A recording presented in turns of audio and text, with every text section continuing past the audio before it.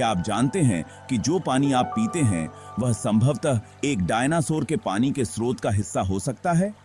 बिल्कुल सही। The water cycle हमारे ग्रह के पानी को लाखों सालों से पुनः चक्रित कर रहा है।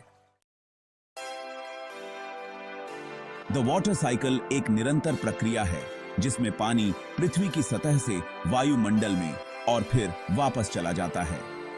यह इवेपोरेशन से शुरू होता है, जब सूर्य की रोशनी नदियों, झीलों और महासागरों के पानी को गर्म करती है, जिससे यह वाष्प में परिवर्तित होता है। जब यह वाष्प ऊपर उठता है तो यह ठंडा होता है और कंडेंसेशन करके बादलों का निर्माण करता है। अंततः बादल पानी की बूंदों से भरे होते हैं और इस पानी को प्रेसिपिटेशन, बारिश, बर्फ या ओलों के रूप में पृथ्वी पर गिराते हैं। यह चक्र हमारे ग्रह पर जीवन के लिए अत्यंत महत्वपूर्ण है।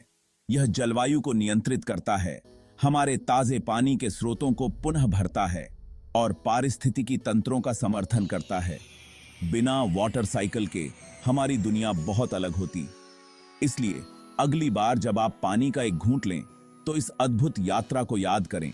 बादलों, बारिश और यहां तक कि इतिहास की गहराइयों के माध्यम से वाटर साइकिल हम सभी को जोड़ता है। जल चक्र, जिसे हाइड्रोलॉजिकल साइकिल भी कहा जाता है, पृथ्वी की सतह, वायुमंडल और उपसतह के माध्यम से पानी के विभिन्न अवस्थाओं, तरल, वाष्प और बर्फ का निरंतर गति है। यह जलवायु को नियंत्रित करने, पारिस्थितिक तंत्रों का समर्थन करने और सभी जीवित प्राणियों के लिए ताजे पानी के संसाधन प्रदान करने में महत्वपूर्ण भूमिका निभाता है। यह चक्र सुनिश्चित करता है कि पानी लगातार पुनः चक्रित और पुनर्वितरित होता है, जो इसे हमारे ग्रह पर जीवन के लिए आवश्यक बनाता है। की processes of the water cycle. Water cycle एक मौलिक अर्थ सिस्टम है जिसमें कई आपस में जुड़े हुए प्रोसेसेस शामिल हैं जो विभिन्न रूपों में पानी को लगातार संचालित करते हैं। आइए इन महत्वपूर्ण चरणों में गहराई से जाएं। पहला है इवेपोरेशन। यह प्रक्रिया तब शुरू होती है जब सूर्य की रोशनी जल को गर्म करती है, जिससे तरल पानी वाटर वेपर में बदल जाता है। इवेपोरेशन केवल महासागरों से नहीं बल्कि झीलों, नदियों और यहां तक कि मिट्टी से भी होती है। यह वाष्प वायुमंडल में उठती है, जिससे आर्द्रता बढ़ती है और बादलों के निर्माण में योगदान होता है। इसके बाद है ट्रांसपिरेशन, जिसे अक्सर इवेपोरेशन के साथ देखा जाता है। पौधे अपनी जड़ों के माध्यम से पानी अवशोषित करते हैं और अपनी पत्तियों में छोटे छिद्रों के माध्यम से वाटर वेपर रिलीज करते हैं। मिलकर इवेपोरेशन और ट्रांसपिरेशन को इवेपोट्रांसपिरेशन कहा जाता है, जो जमीन से वायुमंडल में नमी का स्थानांतरण करने में महत्वपूर्ण भूमिका निभाते हैं। कंडेंसेशन एक प्रक्रिया है जिसमें वायुमंडल में मौजूद वाटर वेपर ठंडा होकर लिक्विड वाटर में बदल जाता है। यह परिवर्तन क्लाउड फॉर्मेशन के लिए आवश्यक है और तब होता है जब हवा में मॉइस्चर संतृप्त हो जाती है। यह कैसे काम करता है? Cooling of air. जब गर्म हवा ऊपर उठती है तो यह ठंडी होती है। यह ठंडक विभिन्न तरीकों से हो सकती है। एडियाबैटिक कूलिंग, जैसे जैसे हवा ऊपर उठती है यह कम एटमॉस्फेरिक प्रेशर के कारण फैलती है। यह फैलाव हवा को ठंडा करता है। कॉन्टैक्ट विद कूलर सरफेसेस, जब गर्म हवा ठंडी सतहों के संपर्क में आती है तो यह गर्मी खो देती है, जिससे कंडेंसेशन होती है। सैचुरेशन पॉइंट, हवा एक निश्चित मात्रा में वाटर वेपर रख सकती है, जिसे उसकी कैपेसिटी कहा जाता है। जब हवा अपनी ड्यू पॉइंट टेम्परेचर, वह तापमान जिस पर यह संतृप्त हो जाती है, तक ठंडी होती है तो यह सभी मॉइस्चर को नहीं रख सकती। न्यूक्लिएशन, वातावरण में मौजूद छोटी छोटी कण जैसे धूल या नमक वाटर वेपर के कंडेंसेशन के लिए सतहें प्रदान करती हैं। इस प्रक्रिया को न्यूक्लिएशन कहा जाता है। ड्रॉपलेट फॉर्मेशन, जैसे जैसे अधिक वाटर वेपर कंडेंस होता है छोटे ड्रॉपलेट्स बनते हैं। जब ये ड्रॉपलेट्स टकराते और मिलते हैं तो वे बड़े हो जाते हैं। Cloud formation, types of clouds, विभिन्न परिस्थितियों के कारण विभिन्न प्रकार के बादल बनते हैं, जैसे क्यूमुलस, स्ट्राटस, सिरस। उदाहरण के लिए क्यूमुलस क्लाउड्स, अक्सर फूले हुए और सफेद होते हैं, जो अस्थिर हवा में बनते हैं, जहां गर्म हवा तेजी से ऊपर उठती है। स्ट्राटस क्लाउड्स परतदार और समान होते हैं, जो स्थिर ठंडी परिस्थितियों में बनते हैं। एल्टीट्यूड एंड टेम्परेचर, जिस ऊंचाई पर कंडेंसेशन होती है वह बादल के प्रकार को प्रभावित करती है। उच्च ऊंचाइयों पर तापमान ठंडा होता है, जो बादलों के प्रकार को प्रभावित करता है। पानी के चक्र में भूमिका। कंडेंसेशन पानी के चक्र में एक महत्वपूर्ण कदम है, क्योंकि यह बादल बनने और अंततः प्रेसिपिटेशन की ओर ले जाती है। बिना कंडेंसेशन के हमें बारिश, बर्फ या अन्य प्रकार की प्रेसिपिटेशन नहीं मिलेगी, जो पृथ्वी के फ्रेश वाटर संसाधनों को पुनः भरने में मदद करती हैं। प्रकृति में उदाहरण, एक ठंडे पेय को गर्म दिन पर सोचिए। गर्म हवा में मौजूद मॉइस्चर ठंडी सतह के संपर्क में आकर ठंडी होती है, जिससे पानी की बूंदें बनती हैं। यह रोजमर्रा की घटना कंडेंसेशन के सिद्धांत को दर्शाती है। कलेक्शन पानी नदियों, झीलों और महासागरों जैसे जल निकायों में एकत्रित होता है। यह जमीन में भी समा सकता है, जिससे भूजल आपूर्ति को पुनः भरता है। प्रेसिपिटेशन के बाद पानी भूमि के साथ कई तरीकों से बातचीत करता है। कुछ पानी मिट्टी में रिसता है, जो ग्राउंड वाटर को पुनः भरता है, जो भूमिगत एक्विफर्स में संग्रहित होता है। यह ग्राउंड वाटर पीने के लिए आवश्यक है और सिंचाई के लिए, जिसे अक्सर कुंडों के माध्यम से निकाला जाता है। अन्य पानी सतह से बहता है, नदियों, झीलों में और अंततः महासागरों में चला जाता है। यह रन ऑफ भूभाग, वनस्पति और मानव गतिविधियों जैसे कारकों से प्रभावित होता है, और यह पोषक तत्वों और तलछट को परिवहन करने में महत्वपूर्ण भूमिका निभाता है। ये प्रक्रियाएं evaporation, transpiration, condensation, precipitation, infiltration और रन ऑफ आपस में जुड़ी हुई हैं और एक गतिशील प्रणाली बनाती हैं, जो पृथ्वी पर जीवन को बनाए रखती है। इन प्रक्रियाओं को समझना पानी के संरक्षण और जलवायु परिवर्तन के इस नाजुक संतुलन पर प्रभाव को उजागर करता है। जल चक्र की जटिलता को पहचानकर हम पानी की हमारे जीवन में महत्वपूर्ण भूमिका और भविष्य की पीढ़ियों के लिए इस मूल्यवान संसाधन की रक्षा करने की आवश्यकता को समझ सकते हैं।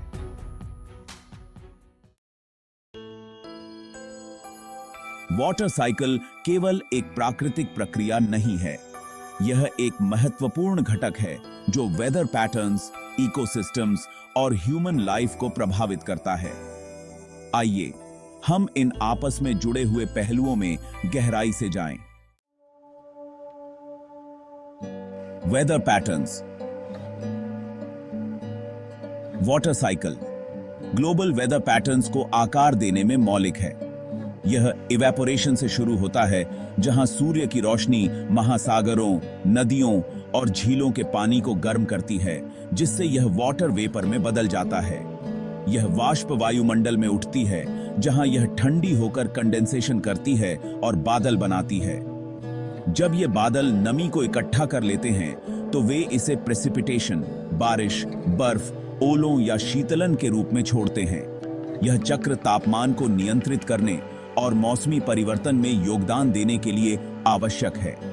उदाहरण के लिए, बड़े जल निकायों के पास के क्षेत्र आमतौर पर हल्के तापमान का अनुभव करते हैं, जबकि आंतरिक क्षेत्र अधिक चरका तापमान में भिन्नता का सामना करते हैं। इसके अतिरिक्त प्रेसिपिटेशन का वितरण सूखा और बाढ़ को प्रभावित करता है, जो कृषि प्रथाओं और पानी की उपलब्धता को प्रभावित करता है। इकोसिस्टम्स वाटर साइकिल का प्रभाव इकोसिस्टम्स में गहराई तक फैला हुआ है। यह जैव विविधता और पारिस्थितिक संतुलन बनाए रखने के लिए महत्वपूर्ण है। बारिश से प्राप्त ताजे पानी पौधों को पोषित करता है, जो खाद्य श्रृंखलाओं की नींव हैं। जंगल, घास के मैदान और दलदल सभी एक स्थिर पानी की आपूर्ति पर निर्भर करते हैं। जलीय पारिस्थितिकी तंत्र जैसे नदियां, झीलें और दलदल पानी के गतिशील आदान प्रदान पर निर्भर करते हैं, जो अनगिनत प्रजातियों के लिए आवास प्रदान करते हैं। यह चक्र पोषक तत्वों के चक्रण को भी समर्थन करता है, क्योंकि पानी आवश्यक खनिजों और जैविक पदार्थों को परिवहन करता है, जिससे स्वस्थ पारिस्थितिक तंत्र को बढ़ावा मिलता है। कृषि प्रणालियों में पानी का चक्र सिंचाई के लिए महत्वपूर्ण है, जो खाद्य उत्पादन और आजीविका का समर्थन करता है।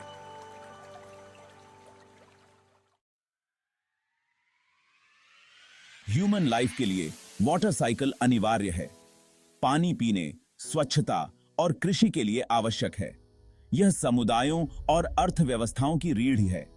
ताजे पानी के संसाधन जो जल चक्र द्वारा पुनः भरे जाते हैं, सिंचाई के लिए महत्वपूर्ण होते हैं, जिससे खाद्य सुरक्षा और कृषि उत्पादकता सुनिश्चित होती है।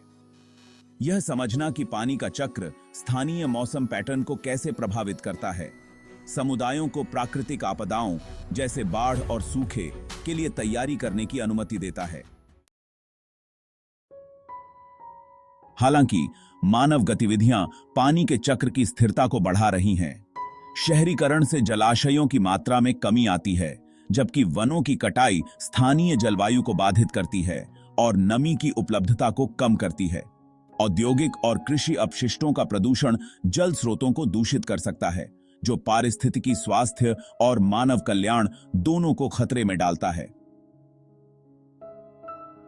जलवायु परिवर्तन इन गतिशीलताओं को और जटिल बनाता है, जो प्रेसिपिटेशन के पैटर्न को बदलता है और चरम मौसम की घटनाओं की आवृत्ति को बढ़ाता है। संक्षेप में, water cycle weather patterns, ecosystems और ह्यूमन लाइफ के लिए जटिल रूप से जुड़ा हुआ है। इसकी जटिलताओं को समझकर और हमारे कार्यों के प्रभावों को पहचानकर हम उन सतत प्रथाओं को बढ़ावा दे सकते हैं जो इस महत्वपूर्ण संसाधन की रक्षा करती हैं। जल चक्र के स्वास्थ्य को सुनिश्चित करना न केवल हमारी अपनी जीवित रहने के लिए, बल्कि पूरे ग्रह के स्वास्थ्य के लिए भी आवश्यक है। द वाटर साइकिल एक जटिल और गतिशील प्रक्रिया है जो विभिन्न वातावरणों में महत्वपूर्ण रूप से भिन्न होती है। यह स्थानीय जलवायु, पारिस्थितिक तंत्र और पौधों और जीवों के अनुकूलन को प्रभावित करती है। चलिए हम गहराई से देखते हैं कि रेगिस्तान, वर्षा वन, तापमान वन, घास के मैदान और ध्रुवीय क्षेत्रों में पानी का चक्र कैसे कार्य करता है। रेगिस्तान में वाटर साइकिल चरम परिस्थितियों द्वारा परिभाषित होती है। औसत वार्षिक वर्षा अक्सर 10 इंच से कम होती है, जिससे इन क्षेत्रों में नमी की गंभीर कमी होती है। इवेपोरेशन की प्रक्रिया उच्च दर पर होती है, क्योंकि तीव्र सूर्य की रोशनी और उच्च तापमान के कारण पानी तेजी से वाष्पित होता है। इस चुनौतीपूर्ण वातावरण में वनस्पति ने पानी को बचाने के लिए अद्वितीय अनुकूलन विकसित किए हैं। उदाहरण के लिए, कैक्टस जैसे पौधों की मोटी, वोस की त्वचा होती है जो पानी की हानि को कम करती है, और उनकी जड़ प्रणाली चौड़ी होती है, लेकिन वे सतह के करीब रहती हैं ताकि वे कभी-कभी होने वाली वर्षा का अधिकतम लाभ उठा सकें। कई रेगिस्तानी जीव रात्रि के समय सक्रिय होते हैं, दिन के ताप से बचते हुए, ताकि श्वसन के माध्यम से पानी की हानि को कम किया जा सके। इसके अलावा भूमिगत जलाशय महत्वपूर्ण होते हैं। ये पानी को लंबे समय तक भूमि के नीचे संग्रहित कर सकते हैं, लेकिन अत्यधिक दोहन इन आवश्यक संसाधनों को खतरे में डाल सकता है। इसके विपरीत, वर्षा वन पृथ्वी के सबसे आर्द्र वातावरणों में से एक का प्रतिनिधित्व करते हैं, जो वार्षिक रूप से 100 इंच से अधिक वर्षा प्राप्त करते हैं। यहाँ वाटर साइकिल जटिल और अत्यधिक कुशल है। उच्च दरों पर इवेपो ट्रांसपिरेशन होती है, जहां पौधे न केवल पानी को वाष्पित करते हैं, बल्कि ट्रांसपिरेशन, वह प्रक्रिया जिसके द्वारा पौधे अपने पत्तों से जल वाष्प छोड़ते हैं, भी होती है। इस प्रक्रिया से वातावरण में निरंतर नमी का संचार होता है, जो बादलों और आगे की वर्षा के निर्माण में योगदान करता है। वर्षा वन के घने कैनोपी स्थानीय तापमान और नमी के स्तर को नियंत्रित करने में महत्वपूर्ण भूमिका निभाते हैं, जो एक अद्वितीय माइक्रोक्लाइमेट बनाते हैं। समृद्ध वनस्पति एक अद्भुत विविधता का समर्थन करती है। दुनिया की लगभग आधी प्रजातियां इन पारिस्थितिकी तंत्रों में पाई जाती हैं। यहाँ पानी का चक्र समृद्ध मिट्टी और पोषक तत्वों के चक्रण का समर्थन करता है, लेकिन वनों की कटाई इस नाजुक संतुलन को बाधित करने वाले महत्वपूर्ण खतरों में से एक है। तापमान, वन और घास के मैदान पानी की उपलब्धता के मामले में मध्य स्तर पर होते हैं। ये क्षेत्र औसतन 20 से 60 इंच वर्षा प्राप्त करते हैं, जिसमें स्पष्ट मौसमी भिन्नताएं होती हैं। वसंत और गर्मियों के दौरान उच्च तापमान उच्च इवेपोरेशन दरों का कारण बनता है, लेकिन यहाँ पानी का चक्र मौसम के चक्र के कारण लाभान्वित होता है। तापमान वनों में पर्णपाती और शंकुधारी पेड़ों का मिश्रण उगता है। पर्णपाती पेड़ सर्दियों में अपने पत्ते गिराते हैं, जिससे ठंडे महीनों के दौरान पानी की हानि कम होती है, जबकि शंकुधारी पेड़ साल भर अपनी पत्तियां बनाए रखते हैं। घास के मैदानों में, जो व्यापक खुले क्षेत्रों के साथ घास और कुछ पेड़ों से भरे होते हैं, वे आवधिक वर्षा पर निर्भर करते हैं। यहाँ पानी का चक्र पोषक तत्वों के चक्रण को बढ़ावा देता है, जो मिट्टी के स्वास्थ्य और कृषि प्रथाओं का समर्थन करने के लिए महत्वपूर्ण है। हालांकि अत्यधिक सिंचाई और भूमि परिवर्तन इन प्राकृतिक प्रक्रियाओं को बाधित कर सकते हैं, जिससे मिट्टी का क्षय होता है। ध्रुवीय क्षेत्रों में वाटर साइकिल को ठंडी तापमान द्वारा प्रभावित किया जाता है, जिससे इवेपोरेशन दरें कम होती हैं। वर्षा ज्यादातर बर्फ के रूप में होती है, जो समय के साथ इकट्ठा होती है, जिससे ग्लेशियर और बर्फ की चादरें बनती हैं। ये विशाल बर्फ के भंडार ताजे पानी के स्रोत होते हैं, लेकिन वे जलवायु परिवर्तन के प्रति संवेदनशील होते हैं। जैसे जैसे तापमान बढ़ता है, ग्लेशियरों का पिघलना समुद्र स्तर में वृद्धि और नीचे की ओर ताजे पानी की उपलब्धता में परिवर्तन का कारण बन सकता है। उच्च ऊंचाई वाले वातावरण में भी इसी तरह की विशेषताएं होती हैं। यहाँ वर्षा अक्सर बर्फ के रूप में गिरती है और गर्मियों के दौरान बर्फ का पिघलना नदियों और झीलों को भरता है। इन क्षेत्रों में तेज प्रवाह नीचे की ओर ताजे पानी के संसाधनों को पुनः भरने में योगदान करता है। ध्रुवीय और उच्च ऊंचाई वाले पारिस्थितिकी तंत्र दोनों जलवायु परिवर्तन के प्रति संवेदनशील होते हैं, जो पानी के चक्र के नाजुक संतुलन को बाधित कर सकते हैं, जैव विविधता और स्थानीय समुदायों को प्रभावित कर सकते हैं। संक्षेप में, वाटर साइकिल विभिन्न वातावरणों में महत्वपूर्ण रूप से भिन्न होती है। प्रत्येक की अपनी अद्वितीय विशेषताएं और अनुकूलन होते हैं। इन भिन्नताओं को समझकर हम पारिस्थितिकी तंत्र की जटिलताओं और पानी के संरक्षण की महत्वपूर्णता को समझते हैं। पानी के चक्र की संपूर्णता को संरक्षित करना न केवल व्यक्तिगत प्रजातियों के लिए आवश्यक है, बल्कि हमारे ग्रह के स्वास्थ्य के लिए भी अत्यंत महत्वपूर्ण है। प्रत्येक वातावरण इस संतुलन को बनाए रखने में महत्वपूर्ण भूमिका निभाता है, और हमारी क्रियाएं इन महत्वपूर्ण प्रक्रियाओं का समर्थन या बाधित कर सकती हैं। पानी का चक्र एक नाजुक प्रणाली है जो मानव गतिविधियों से गहराई से प्रभावित होती है। शहरीकरण, वनों की कटाई और जलवायु परिवर्तन तीन महत्वपूर्ण कारक हैं जो इस प्राकृतिक संतुलन को बाधित करते हैं। आइए हम देखें कि ये तत्व पानी के चक्र को और उसके परिणाम स्वरूप हमारे पारिस्थितिक तंत्र और समुदायों को कैसे प्रभावित करते हैं। शहरीकरण। शहरीकरण प्राकृतिक परिदृश्यों को शहरों में बदल देता है, जिससे पानी के चक्र पर महत्वपूर्ण प्रभाव पड़ता है। जैसे जैसे शहरों का विस्तार होता है, प्राकृतिक सतहें कंक्रीट और एस्फॉल्ट जैसी अपारगम्य सामग्रियों से बदल जाती हैं, जो पानी को भूमि में रिसने से रोकती हैं। इसका परिणाम बढ़ी हुई रन ऑफ है, क्योंकि वर्षा का पानी मिट्टी में प्रवेश नहीं कर पाता और सीधे नालियों और जल मार्गों में बह जाता है। इसके परिणाम स्वरूप अक्सर अधिक बार और गंभीर बाढ़ आती है, क्योंकि तूफानी जल प्रणाली ओवरवेल्म्ड हो जाती है। इसके अलावा शहरी क्षेत्रों में आमतौर पर उच्च तापमान होता है, जो अर्बन हीट आइलैंड इफेक्ट के रूप में जाना जाता है। यह बढ़ा हुआ तापमान एवेपोरेशन की दरों को बढ़ाता है, जिससे उच्च आर्द्रता स्तर पैदा होते हैं और संभावित रूप से स्थानीय मौसम पैटर्न में परिवर्तन होता है।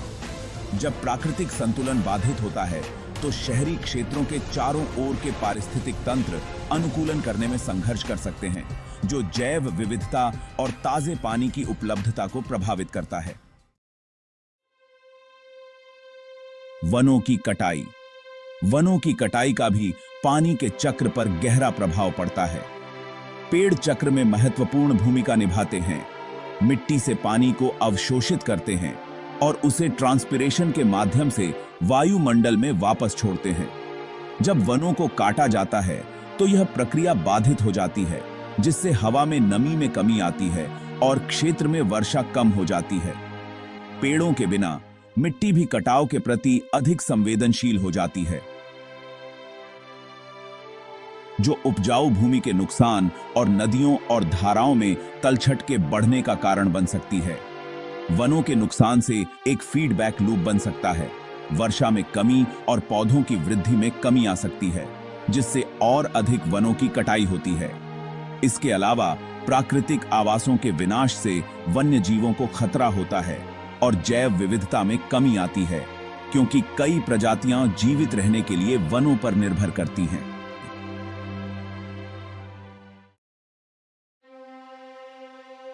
जलवायु परिवर्तन।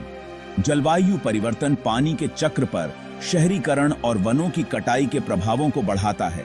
बढ़ते वैश्विक तापमान वर्षा के पैटर्न को बदलते हैं, जिससे सूखे, तूफानों और बाढ़ जैसी अधिक तीव्र और आवर्ती मौसम की घटनाएं होती हैं।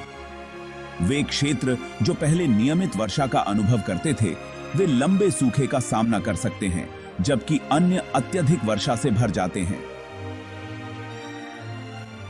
इन मौसम पैटर्न में परिवर्तन प्राकृतिक जल के वितरण को बाधित करते हैं, जो कृषि प्रथाओं और ताजे पानी की उपलब्धता को प्रभावित करता है। समुदायों को पानी की कमी का सामना करना पड़ सकता है, जो पेयजल आपूर्ति और खाद्य उत्पादन को प्रभावित करता है। इसके अतिरिक्त जैसे जैसे ग्लेशियर और बर्फ के आवरण पिघलते हैं, ताजे पानी का प्रवाह समुद्र के स्तर में वृद्धि का कारण बन सकता है, जो तटीय पारिस्थितिक तंत्र और मानव बस्तियों को खतरे में डालता है।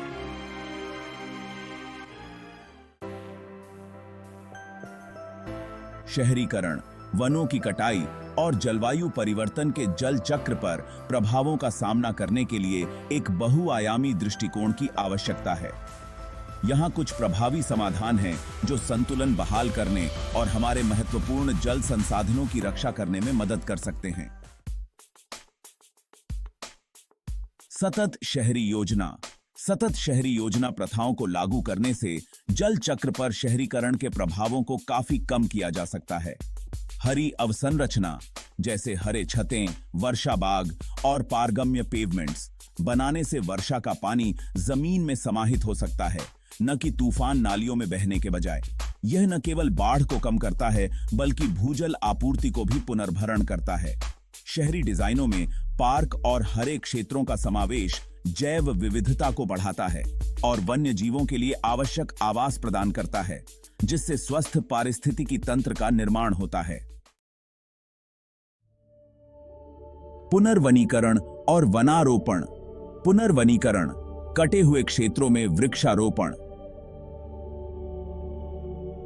और वनारोपण, गैर वन क्षेत्रों में वृक्षारोपण जल चक्र को पुनर्स्थापित करने के लिए महत्वपूर्ण है। वृक्ष ट्रांसपिरेशन में महत्वपूर्ण भूमिका निभाते हैं, जो वायुमंडल में नमी को वापस छोड़ते हैं और स्थानीय आर्द्रता को बढ़ाते हैं। जंगलों को पुनर्स्थापित करने से मिट्टी की सेहत में सुधार होता है, कटाव कम होता है और जैव विविधता बढ़ती है। वृक्षारोपण पहलों में समुदाय की भागीदारी संरक्षण की भावना को बढ़ावा देती है और पर्यावरणीय जागरूकता को प्रोत्साहित करती है। जलवायु कार्रवाई और नवीकरणीय ऊर्जा। जलवायु परिवर्तन से लड़ना जल चक्र की रक्षा के लिए आवश्यक है। सौर, पवन और जल विद्युत जैसे नवीकरणीय ऊर्जा स्रोतों में संक्रमण करने से ग्रीन हाउस गैसों के उत्सर्जन में कमी आती है, जो वैश्विक गर्मी में योगदान करती हैं। घरों और व्यवसायों में ऊर्जा दक्षता को बढ़ावा देना भी ऊर्जा खपत को कम करता है और कार्बन पदचिह्न को घटाता है। इसके अतिरिक्त सतत कृषि प्रथाओं का समर्थन जल उपयोग को कम कर सकता है और मिट्टी की सेहत में सुधार कर सकता है, जिससे जल चक्र को और समर्थन मिलता है। सतत कृषि प्रथाओं को लागू करना जल के संरक्षण और जल चक्र की सेहत बनाए रखने के लिए महत्वपूर्ण है। फसल रोटेशन, एग्रोफॉरेस्ट्री और बिना जुताई की खेती जैसी तकनीकें मिट्टी की संरचना में सुधार कर सकती हैं और नमी को बनाए रख सकती हैं। वर्षा जल संचयन प्रणालियों और ड्रिप सिंचाई का उपयोग जल उपयोग को अनुकूलित कर सकता है, जिससे भूजल पर निर्भरता कम होती है और बहाव कम होता है। स्थानीय खाद्य प्रणालियों का समर्थन भी स्थिरता को बढ़ावा देता है और परिवहन के पर्यावरणीय प्रभाव को कम करता है। शिक्षा और सामुदायिक भागीदारी जल चक्र के महत्व और मानव गतिविधियों के प्रभावों के बारे में जागरूकता बढ़ाना बहुत आवश्यक है। स्कूलों और समुदायों में शैक्षिक कार्यक्रम पर्यावरणीय मुद्दों की गहरी समझ को बढ़ावा दे सकते हैं और सतत प्रथाओं को प्रोत्साहित कर सकते हैं। स्थानीय समुदायों को संरक्षण प्रयासों में संलग्न करना, जैसे जलग्रहण संरक्षण और आवास पुनर्स्थापना, व्यक्तियों को कार्रवाई करने और एक स्वस्थ जल चक्र का समर्थन करने वाली नीतियों का पक्ष लेने के लिए सशक्त बनाता है। इन समाधानों को अपनाकर हम शहरीकरण, वनों की कटाई और जलवायु परिवर्तन के जल चक्र पर नकारात्मक प्रभावों को प्रभावी ढंग से कम कर सकते हैं। एक साथ हम एक अधिक स्थायी भविष्य बना सकते हैं जो हमारे कीमती जल संसाधनों की रक्षा करता है और हमारे पारिस्थितिकी तंत्र के नाजुक संतुलन को बनाए रखता है। Water cycle wonders, myths and facts. आइए कुछ सामान्य भ्रांतियों को समझें और कुछ मजेदार तथ्यों का पता लगाएं। Myth number 1, rain water is dirty. बहुत से लोग मानते हैं कि रेन वाटर प्रदूषित होता है, जबकि बारिश के दौरान पानी वातावरण से प्रदूषक ले सकता है, लेकिन झीलों और नदियों से वाष्पित होने वाला पानी वास्तव में काफी साफ होता है। जब यह बादलों में संघनित होता है तो यह शुद्ध पानी होता है। ताजा बारिश यदि सही तरीके से इकट्ठा की जाए तो पीने के लिए सुरक्षित हो सकती है। Myth number 2, only hot weather causes evaporation. आप सोच सकते हैं कि इवेपोरेशन केवल धूप वाले दिनों में होती है। यह सच नहीं है। पानी ठंडी टेम्परेचर्स में भी वाष्पित हो सकता है। यह सूर्य और हवा की ऊर्जा पर निर्भर करता है। इसलिए अगर आप ठंडी दिन में पानी की बूंदें गायब होते देख रहे हैं तो इवेपोरेशन अभी भी काम कर रही है। Myth number 3, clouds are solid. कुछ लोग सोचते हैं कि बादल ठोस होते हैं। वास्तव में बादल छोटे पानी की बूंदों या बर्फ के क्रिस्टलों से बने होते हैं जो हवा में तैरते हैं। वे ठोस वस्तुओं की तरह नहीं, बल्कि एक नरम, फूले हुए धुंध की तरह होते हैं। Myth number 4, it always rains after a dry spell. आप सोच सकते हैं कि लंबे सूखे के बाद हमेशा बारिश होती है, लेकिन बारिश अनिश्चित होती है। कुछ क्षेत्रों में लंबे सूखे की अवधि हो सकती है, भले ही परिस्थितियां बारिश के लिए बिल्कुल सही लगती हों। प्रकृति के अपने योजनाएं होती हैं। Fun fact number 1, the smell of rain. क्या आपने कभी बारिश में ताजगी भरी खुशबू महसूस की है? इसे पेट्रीचोर कहा जाता है। यह सुखद सुगंध जमीन से छोड़े गए तेलों और मिट्टी के बैक्टीरिया द्वारा उत्पन्न यौगिकों से आती है।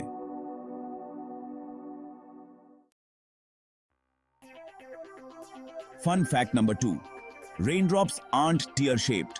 कई लोगों का मानना है कि बारिश की बूंदें आंसू के आकार की होती हैं, लेकिन यह सच नहीं है। ये शुरुआत में गोल होती हैं, लेकिन गिरने पर चपटी हो जाती हैं, जो हैमबर्गर बन के आकार की होती हैं। पानी के चक्रीय प्रक्रिया एक आकर्षक और लगातार बदलती प्रक्रिया है, जो आश्चर्य और रोचक तथ्यों से भरी है। इन भ्रांतियों और तथ्यों को समझने से हमें अपने चारों ओर की अद्भुत प्रकृति की सराहना करने में मदद मिलती है। खोज जारी रखें और पानी के चक्रीय प्रक्रिया के चमत्कारों के प्रति जिज्ञासु रहें। आशा है कि आपको यह वीडियो पसंद आया हो, तो कृपया लाइक और सब्सक्राइब जरूर करें और कमेंट करें। धन्यवाद और अगली बार फिर मिलेंगे एक नई यात्रा पर।